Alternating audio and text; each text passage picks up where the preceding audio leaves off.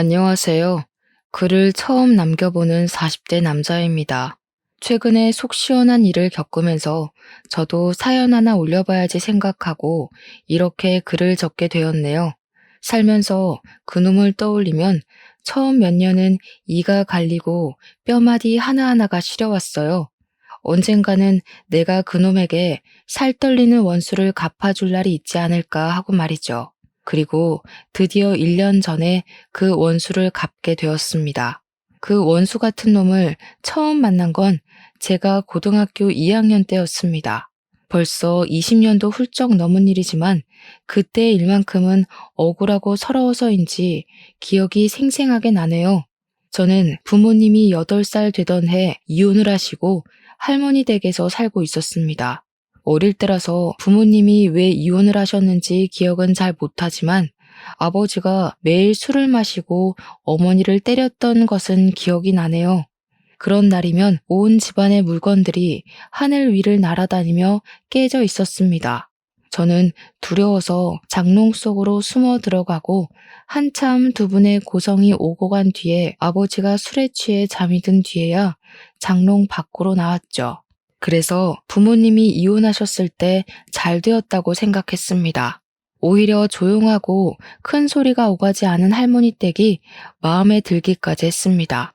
아버지는 저를 할머니 댁에 보내놓고 매일 술로 사셨어요.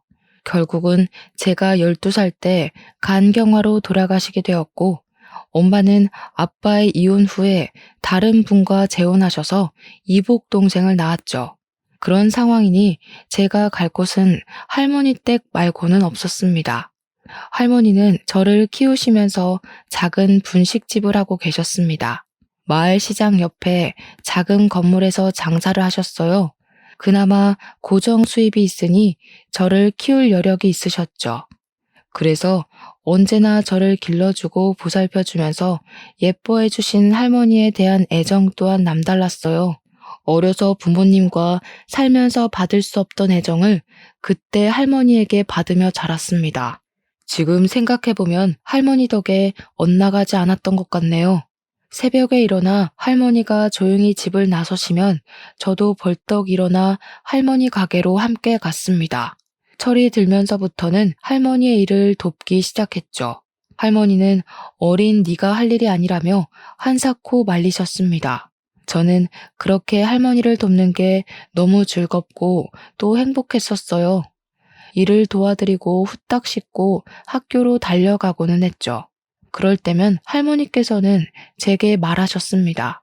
현수야, 네가 공부를 잘하는 게 할머니는 제일이야.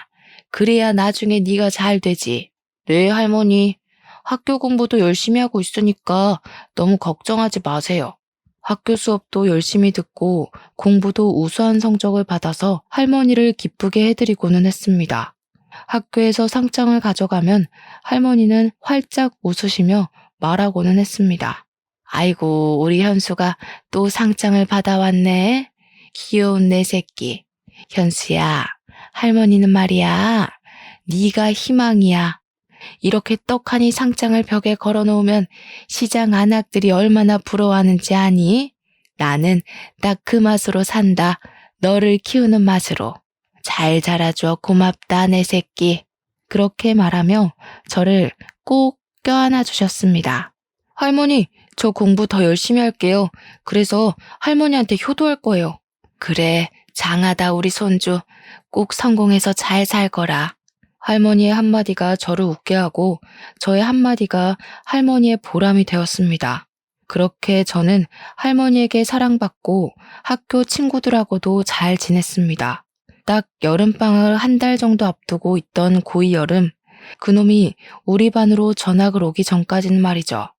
그의 여름은 제게는 잊을 수 없는 일들로 가득했습니다. 처음 그놈이 교실로 들어설 때부터 분위기가 남달랐습니다. 우리는 그 녀석의 반항기가 가득 실린 날카로운 눈빛에 당황하기도 했죠. 당시 텔레비전에서는 일진의 행패와 학교 폭력 문제를 자주 다루었습니다. 교실로 들어오는 그 녀석의 모습이 딱 그런 모습이었어요. 전학을 오면서 첫날부터 교복 바지를 딱 줄여 입고 교복 단추는 몇 개나 채우지 않은 채로 들어왔습니다. 교탁 옆에 서서 모두를 하찮게 쳐다보는 눈빛에 저 녀석은 일진이다라는 생각이 번뜩 들 정도였죠. 전학 온 첫날부터 학교에는 그 아이가 사고치고 전학 온 게 아닌지 소문이 무성하게 퍼져나갔습니다. 그 녀석에게 가까이 가려는 사람은 아무도 없었죠. 저희 학교에는 당시에 학교를 주름잡는다는 일진이라는 애들이 없는 몇 안 되는 학교였습니다. 있어봤자 조금 잘 노는 애들이라고 해야 하나? 명랑하고 학급 일에 적극적으로 나서는 정도였지 사회 문제가 되는 그런 친구들은 없었거든요. 그리고 잘 노는 그 아이들에 제가 포함되어 있었죠. 친구들과 잘 놀면서 공부까지 항상 상위권이니까 친구들은 저를 보면서 신기해했습니다. 친한 친구들은 같은 중학교 출신으로 중학교 때부터 친하던 녀석들이라 저희 집 가정 환경도 잘 알고 할머니와도 잘 아는 녀석들이었죠. 학교가 끝나면 친구들과 종종 할머니의 분식집으로 가서 떡볶이도 먹고 공부도 함께 했습니다. 고등학교에 진학하니 야간 자율학습이라는 게 있더군요. 학교에 늦게까지 남아서 공부를 해야 했지만 늦게까지 홀로 장사를 하는 할머니가 걱정이 되었습니다. 학교에 말을 하고 일찍 집으로 돌아가고는 했죠. 딱 그 녀석이 오기 전까지는 그렇게 평범하게 지냈었습니다. 확실히 그 녀석이 전학을 온 뒤 밤 분위기가 낮게 가라앉았지만 친구들과 저는 신경 쓰지 않았습니다. 그 녀석과 함께 놀아주고 사고 쳐주는 친구가 없어서 그랬을까요? 그 녀석은 얌전히 교실 뒷자리에서 고개를 숙이고 잠을 잤습니다. 그리고 야간 자율학습 시간이 되면 집으로 돌아갔어요. 그 녀석이 가끔 하는 행동은 고개를 빼꼼히 들고 교실에서 이야기를 나누는 우리를 지켜보는 정도였었죠. 제 성격상 그런 녀석이 처음에는 안타까워 보였습니다. 전학을 와서 학급에 스며들지 못하고 있으니까요.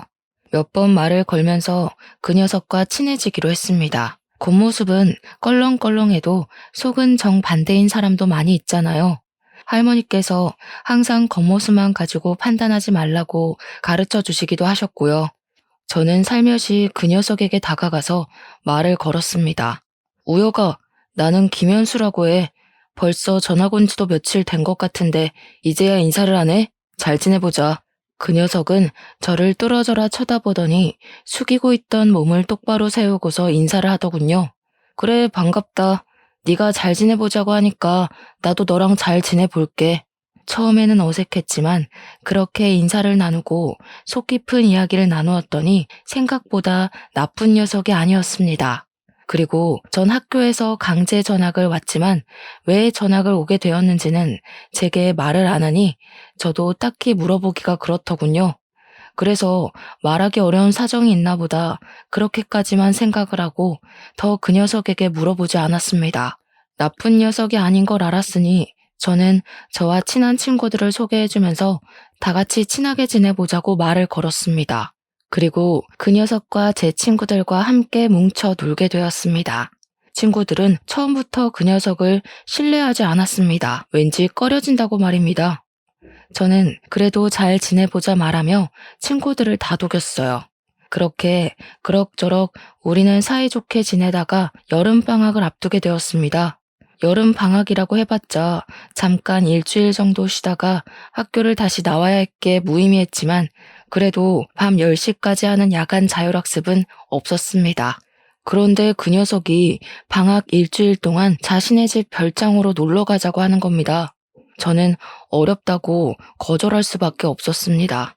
당시에 할머니가 허리가 많이 안 좋았거든요. 수술을 미루다가 제 방학에 맞추어서 수술 일정을 잡으셨죠.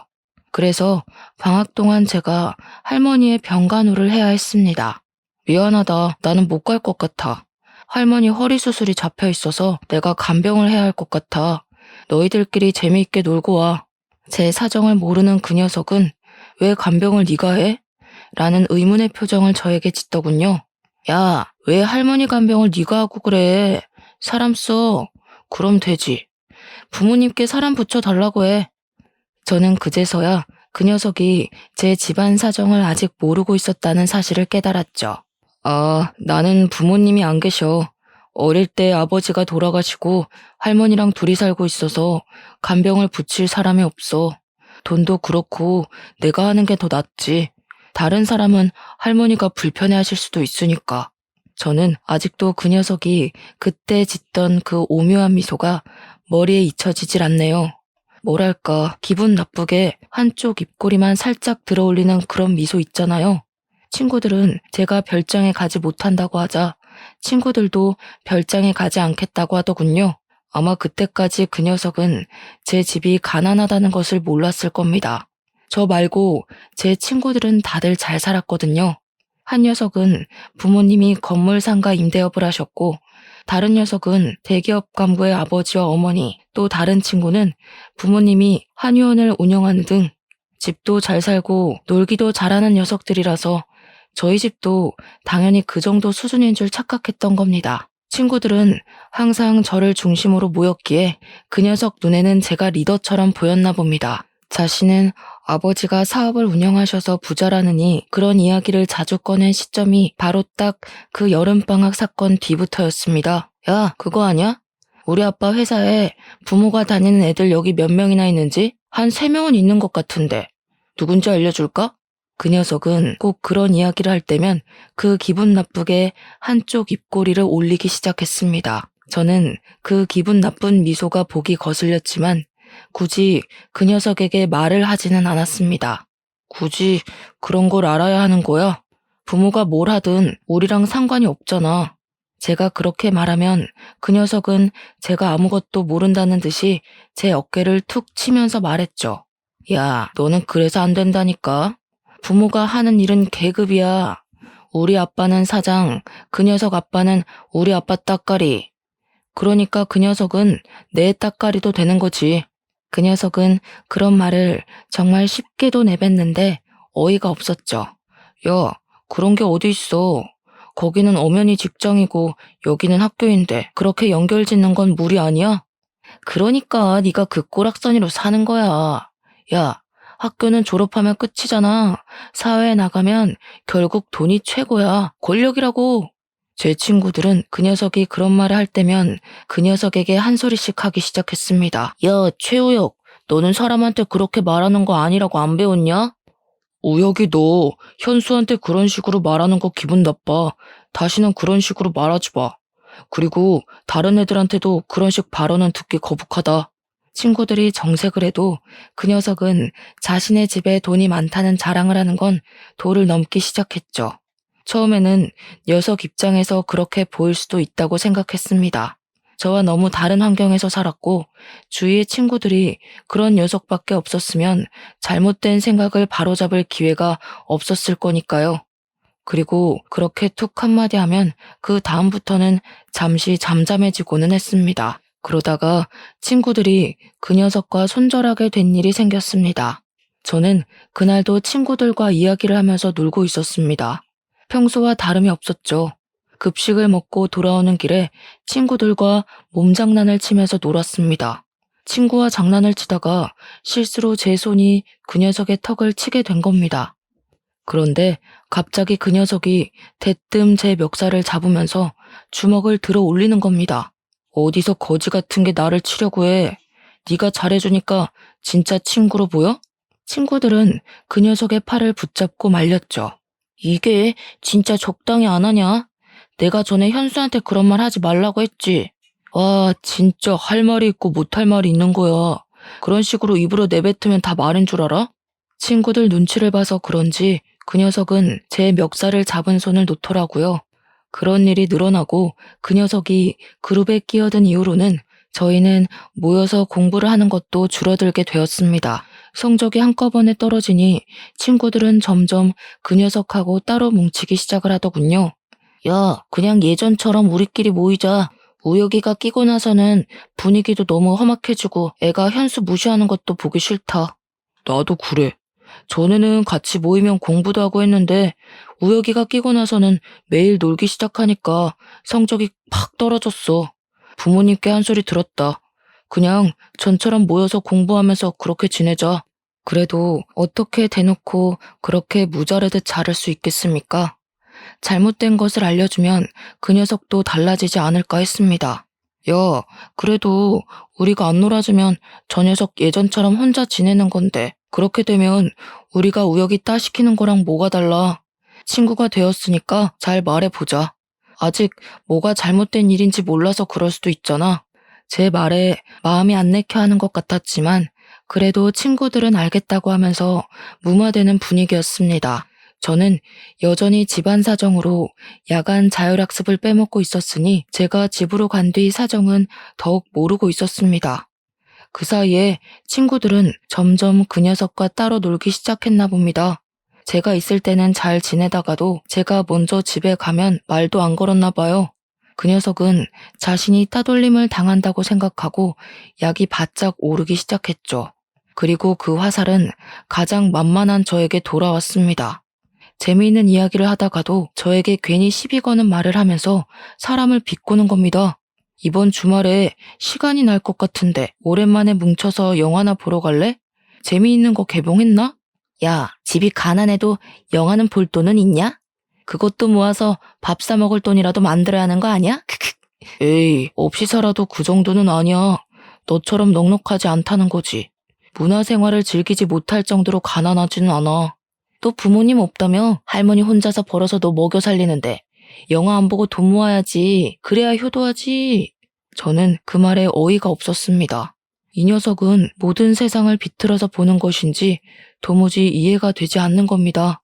우여가 걱정은 고마운데 그런 말이 남한테 상처가 될 수 있다고 생각 안 하냐? 나 지금 네 말 되게 기분 나빠. 다음부터는 조심해 주었으면 좋겠다. 네가 기분 나쁘면 내가 다 들어줘야 하는 거냐? 가난이 죄인 거야, 병신아.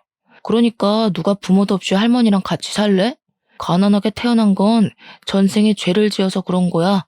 그러니까 내가 뭐라고 말해도 너는 받아들여야 되는 거야. 넌 뭐가 잘나서 내 위로 기어오르냐? 너 진짜 자꾸 그딴 식으로 말할래? 다른 사람 기분은 생각하지 않고 말하는 거 진짜 안 좋은 습관이야. 그러니까 내가 왜 거지인 네 기분까지 신경 써야 하는 거냐고. 기분 나쁘면 나보다 부자가 되어 보던가. 와, 진짜 이 새끼 인성 썩었네. 현수야, 미안한데 나는 더 우혁이랑 친구 못하겠다. 뭔가 발전이 보여야 기다려주고 하지. 자기가 뭘 잘못한지도 모르는 사람한테 뭘 기대하라는 거야? 나도 그래. 이번 주말에도 우혁이 빼고 우리끼리 영화 보러 가자. 친구들은 그 녀석 앞에서 대놓고 절교 선언을 하더군요. 그렇게 친구들이 그 녀석을 대놓고 무시하자 다시 혼자가 되었습니다. 그리고 어느 순간 학교에 나오지 않는 겁니다. 하루 이틀 학교에 빠지자 그래도 몇 달 친구로 지내서인지 그 녀석이 걱정되더라고요. 무슨 일이 있나 싶고 혹시 사고라도 나진 않았는지 걱정도 되었죠. 혹시 친구들이 그런 말을 해서 상처받은 건 아닌지 걱정이 되었으니까요.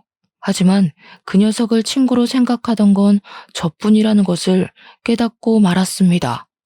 하교를 하고 할머니 가게로 들어서자 엉망이 된 가게가 눈에 들어왔습니다. 꼭 술 먹던 아저씨들이 서로 싸우다가 엉망이 된 것처럼 여기저기 떡볶이 국물이 튀어 있었고 할머니는 떡볶이 국물이 튄 바닥을 닦고 계셨죠. 저는 서둘러 가방을 내려놓고 바닥에 굴러다닌 식기들을 주워들며 할머니께 물어보았습니다. 할머니, 여기서 싸움이라도 일어났어요? 이게 어떻게 된 일이에요? 왜 이렇게 엉망이 된 거예요? 할머니는 저를 보면서 깊이 숨을 내쉬면서 제 손을 꽉 잡으셨습니다. 현수야, 너 불량한 애들이랑 어울리고 그러니? 아까 너의 친구라고 하는 애가 와서 떡볶이가 맛이 없다느니 왜 이렇게 지저분하냐느니 그러면서 이렇게 난장판을 치고 갔다. 혹시 걔랑도 친구야? 이 할미는 처음 보던 친구던데 절대 불량한 친구들이랑 어울리면 안 된다. 못된 놈이 친구들을 서너 명 데리고 와서는 이렇게 난장을 치는데 지갑에서 10,000원짜리 몇 장을 두고는 이거면 됐죠 하면서 가는 게 아니니? 얼마 전부터 네가 말한 친구가 걔인 것 같은데 애가 영 쓸모가 없겠더라. 네 친구라는데 바로 신고하기도 그렇고 너한테 일단 물어보려고 기다렸다.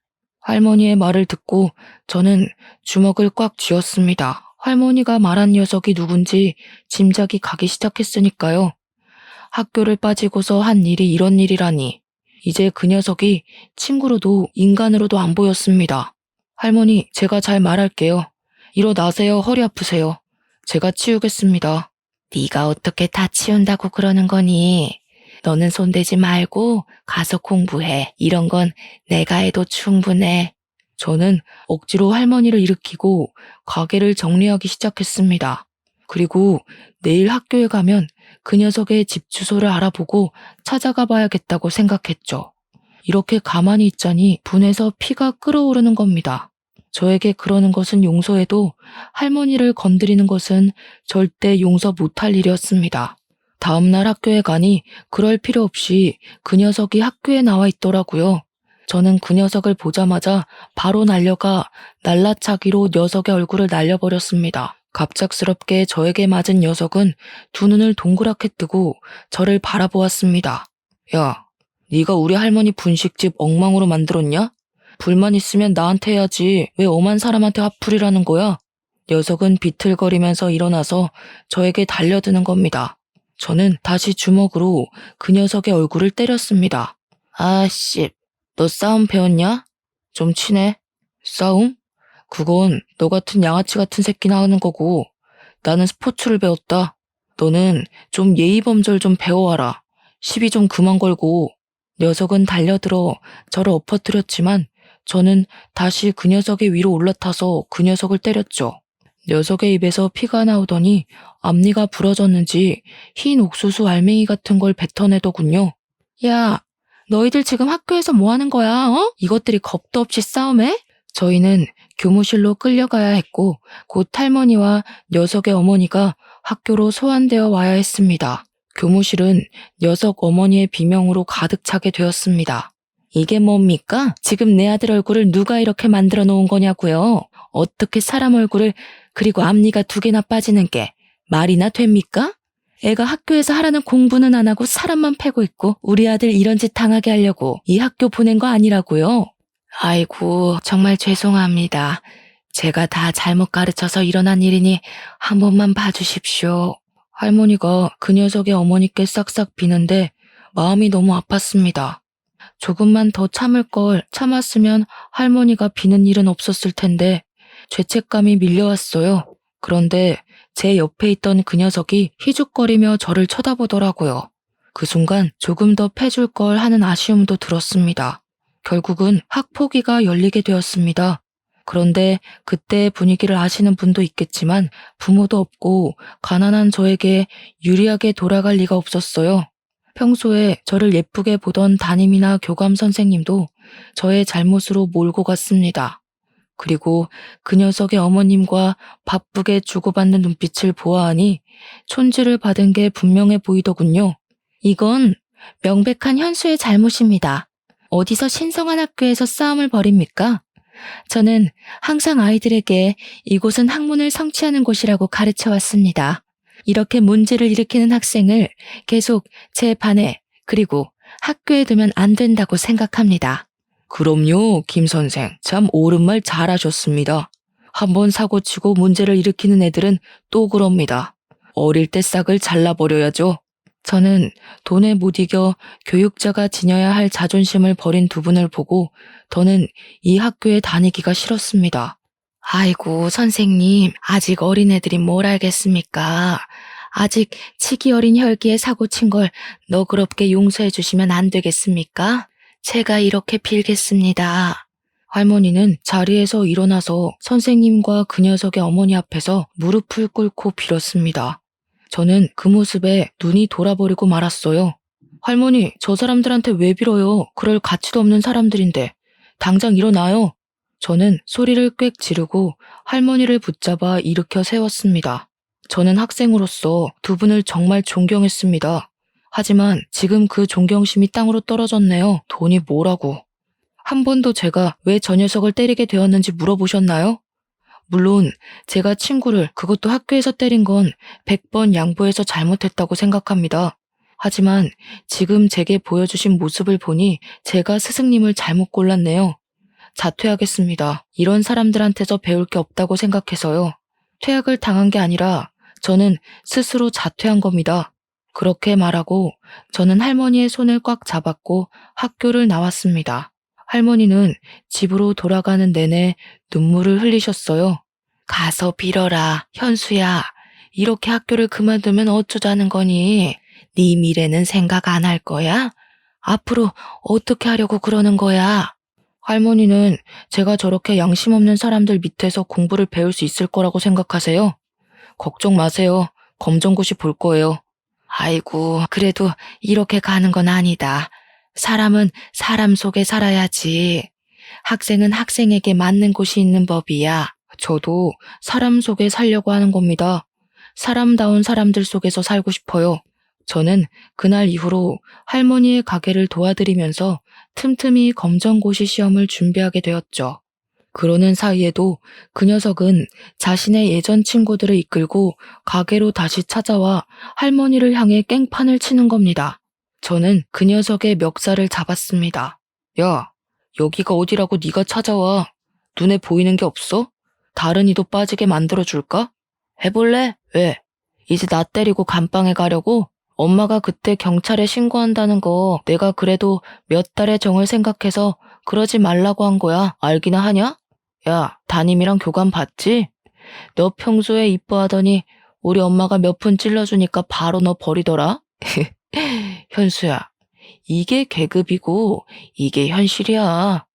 네가 아무리 발버둥 쳐도 못 올라오는 곳에 내가 사는 거라고. 그러네.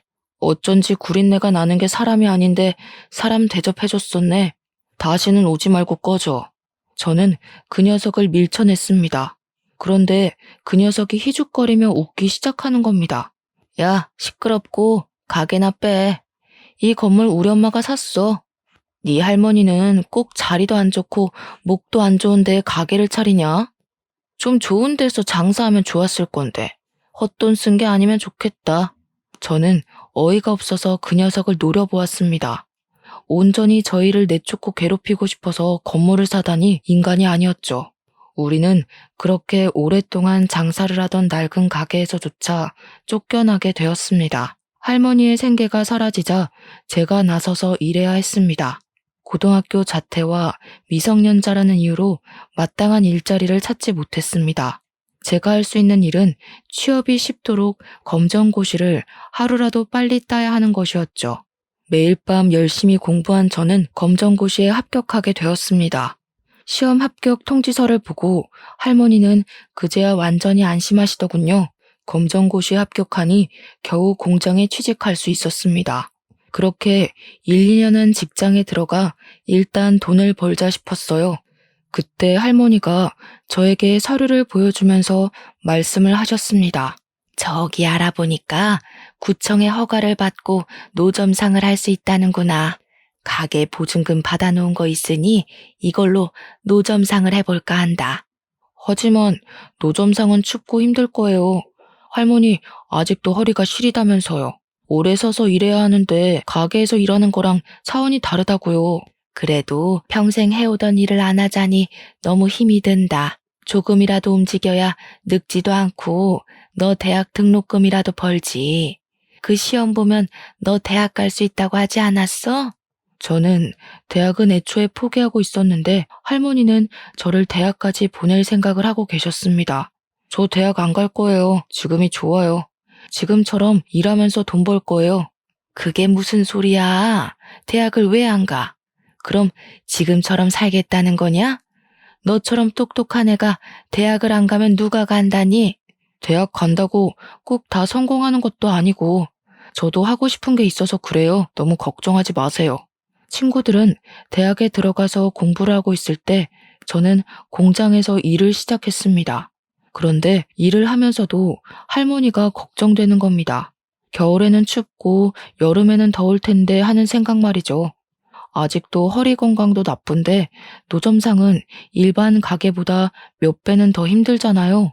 상하수도가 없는 노점상은 물을 사용하려면 멀리 나가서 길러와야 했기에 허리가 안 좋으신 할머니가 걱정이 되었습니다. 회사를 그만두고 할머니를 도와 장사를 하고 싶다고 말했어요. 할머니는 제가 장사를 하겠다니까 또 노발대발하셨습니다. 회사를 그만두었다니 그게 무슨 말이야? 왜? 거기서 너한테 뭐라고 하더냐? 학교 그만두었다고? 그래서 그러는 거야? 할머니는 또 제 걱정부터 하셨죠. 아니요, 그게 아니고 제가 장사를 배워보고 싶어서요. 할머니한테 장사 기술이나 배워서 사장이나 되어볼까요? 싱거운 소리 하지 마라. 장사가 아무나 한다니? 얼마나 고생스러운 일인데 이걸 한다고 해. 차라리 다른 직장 알아봐. 이번에 대학이나 가던지. 장사가 얼마나 힘들고 고된데 너까지 일을 한다고 하니? 할머니는 평생을 하셨잖아요. 아마 저도 할머니 닮아서 타고났을 수도 있잖아요. 정 그렇게 걱정되시면 딱 몇 년만 해보고 안 되면 깨끗이 접고 대학 갈게요. 어때요? 허락해 주실 거죠? 할머니는 제 고집에 못 이겨서 결국 허락하셨습니다. 그렇게 저는 할머니의 노점상에서 같이 떡볶이와 분식을 팔게 되었습니다. 처음 몇 달은 정말 고생을 많이 한 것 같아요. 생각보다 장사가 안 되고 할머니를 도와서 일하기는 했지만 노점상이라서 단골이 생기는 게 꽤 어렵더라고요. 그리고 굳은 날에는 아예 장사를 못할 때도 있으니 가게를 가지고 장사를 하는 것과 노점상은 정말 하늘과 땅만큼의 차이가 나는 것 같았죠. 그렇게 몇 달을 고생하니 저희에게도 꾸준히 찾아오는 단골이 늘기는 했습니다. 할머니가 떡볶이를 오래 만들기도 하셨지만 재료를 허투루 쓰시지 않으셨거든요. 그때만 해도 할머니는 고추장을 직접 만들어 쓰셨어요. 장맛이 바뀌면 맛도 바뀐다고 항상 고추장을 만드시면서 장사를 하셨죠. 그래서 저희만의 고유의 맛이 있었습니다. 그 맛을 잊지 못하고 찾아오는 손님이나 그리고 예전 가게를 할 때 손님들도 노점상으로 찾아오셨습니다. 점점 단골 손님이 많아지니 몇 년 만에 가게를 오픈할 정도로 여유가 생겼어요. 번듯한 가게를 오픈하고 보니 마음도 뿌듯하고 할머니 또한 저에게 공부하라는 말은 하지 않으셨죠. 그렇게 가게 오픈하고 몇 년을 바쁘게 장사를 할 때였습니다. 깔끔하게 정장을 갖춰 입은 분이 가게 안으로 들어오더니 떡볶이를 시키시는 겁니다. 저렇게 정장 입은 분들도 떡볶이를 좋아하시는구나 하고 반쯤은 신기하게 쳐다보았죠. 그분은 떡볶이를 다 드시고 저에게 다가오셨습니다. 사장님, 소문대로 떡볶이가 너무 맛있네요. 특별한 비법이라도 있으시나요? 특별한 비법이요? 비밀이라고 하면 고추장을 저희가 직접 담근다는 걸까요? 그것 말고는 특별한 레시피는 없습니다. 역시 그래서 이렇게 깊은 맛이 나는군요. 혹시 저희와 계약하고 프랜차이즈를 내볼 생각이 있으십니까? 그 말을 듣고 우리 집 떡볶이가 다른 떡볶이들보다 경쟁력이 있다는 것을 알게 되었습니다. 신사분에게는 고민을 좀 해보겠다고 말을 했어요. 제 스스로 프랜차이즈를 차려보고 싶은 욕심이 생겼거든요. 장사가 끝난 오후에 본격적으로 프랜차이즈에 관해 공부를 하게 되었습니다. 프랜차이즈는 고유한 맛을 어떻게 일관되게 유지하면서 여러 점포를 유지하는지가 가장 중요하더군요. 그러면서 유통과 공장형 재료를 만들 것 등등 생각보다 복잡한 작업이었습니다. 저는 국가 사업으로 청년 지원을 받아서 공장을 세우고 할머니의 장맛을 유지하면서 고추장을 대량 생산하는 연구를 하기 시작했습니다. 제가 거기에 매달리는 동안은 할머니께서 사람을 써서 가게를 운영하셨죠. 그렇게 2년 정도를 공들인 결과 할머니 장맛을 유지한 떡볶이 소스를 개발하게 되었습니다. 떡볶이 소스를 만들고 프랜차이즈 사업을 시작하게 되었죠. 그렇게 사업을 시작하니 특색 있는 소스 덕분에 프랜차이즈를 하고 싶다고 많은 분들이 찾아왔습니다. 다들 자리를 잡아가고 사업이 안정을 찾아가니 점점 자신감을 가지게 되었습니다. 다른 사업에도 발을 넓히게 되었어요. 요식업 중심의 프랜차이즈를 개발하는 업체로 키워나가고 싶었죠. 좋은 아이템을 발견하면 그것을 다시 연구하고 개발하면서 새로운 프랜차이즈 사업체로 오픈하는 겁니다. 떡볶이 사업의 뒤를 이어 핫도그 사업까지 대박을 치게 되면서 전문 프랜차이즈 기업으로 발전하게 되었습니다. 그리고 바로 1년 전에 저는 새로운 프랜차이즈점을 오픈하면서 그놈을 다시 만나게 되었습니다. 수십 명의 사람을 모아놓고 프랜차이즈 사업주를 모집하는 설명회를 열게 되었죠. 한참 설명하고 있는데 익숙한 얼굴이 보이는 겁니다. 저를 보고 그 녀석도 놀랬는지 제가 쳐다보니까 고개를 쓱 돌리면서 제 얼굴을 회피하더라고요. 저는 설명회가 끝나고 일부러 그 녀석에게 다가갔습니다.